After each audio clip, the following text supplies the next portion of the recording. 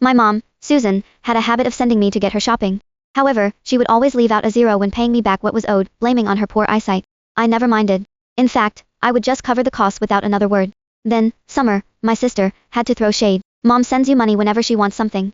You never show us the actual costs, though. I bet you're making a nice little profit off Mom behind our backs. Susan smiled and didn't even bother to defend me, as if confirming Summer's accusations. My heart sank. Over the years, I had bought her things from major appliances to the smallest groceries, and each time, the payment she sent was short. Susan would just brush the whole thing off by saying, "Oh, my eyes aren't what they used to be. My bad." I had poured hundreds of thousands into her expenses, only to end up with a reputation as a thief who cheated her own family. When Susan sent me money for the New Year's Eve catering, I simply booked food that fit the budget she paid for. An awkward silence hung over the room. The people at the dinner table simply stared at the food spread with a mix of emotions. I urged, "Don't just sit there. Dig in." My mother, Susan Bridget, pulled a grimace, holding back an outburst only because others were present. Swallowing her rage, Susan asked, "Is this all of it? Push the waiting staff to hurry up and serve the rest." "This is everything," I replied indifferently before turning to the rest of the family. "Eat up before the food gets cold." Thud. Susan slammed her utensil down, her chest heaving. "We are a table of 12, and this is what you get us." One family member uttered, "Maki, surely, this is a mistake. This isn't quite the New Year's Eve spread we usually have." In previous years, the family would have a feast with plenty of the finest seafood. This year, the table looked barren, set with only a small buffet. The only thing remotely close to a shellfish blowout was a measly shrimp cocktail. Of course, the family was confused.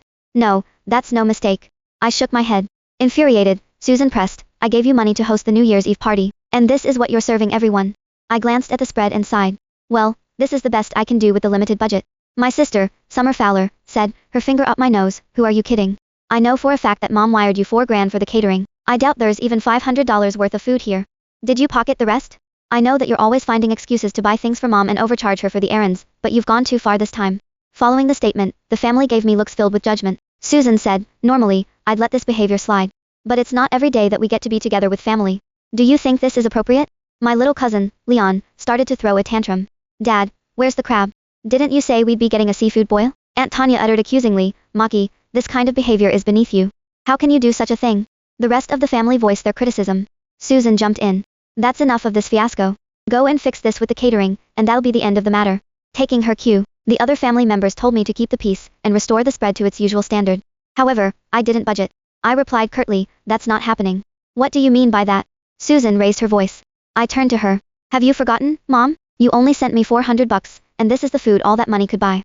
I ended up paying the extra out of pocket, since the food was a bit out of budget. Panic fleeted across Susan's face as she hadn't expected me to call her out. Nevertheless, she was quick to cover her tracks. Clearing her throat, Susan kept cutting her eyes at me.